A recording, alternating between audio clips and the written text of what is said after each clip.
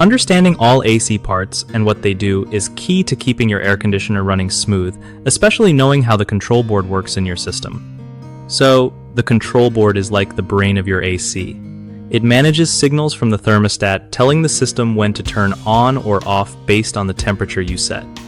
It also sends power to the contactor outside, which is basically a switch that controls the compressor and fan. If the control board doesn't send power right, your AC won't cool properly or might not even start. To keep it working well, make sure the thermostat has fresh batteries and is set correctly. Also, keep the control board area clean and dry because moisture or dirt can mess up its connections. If your AC acts weird, like turning on and off constantly, it could be a control board issue. Calling a pro to check it out can save you from bigger headaches. One of the biggest mistakes people make with their AC control boards is ignoring signs of trouble like frequent cycling or no cooling at all.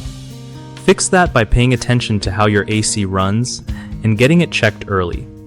Another common issue is power surges damaging the board. Using a surge protector can help avoid this problem. Lastly, sometimes folks try to fix the control board themselves without enough knowledge, which can cause more damage or safety risks. Always better to hire a trained technician. These fixes keep your AC control board and system working right and help you avoid costly repairs. BigHomeProjects.com is a solid spot for homeowners looking to find trusted local contractors who really know their stuff.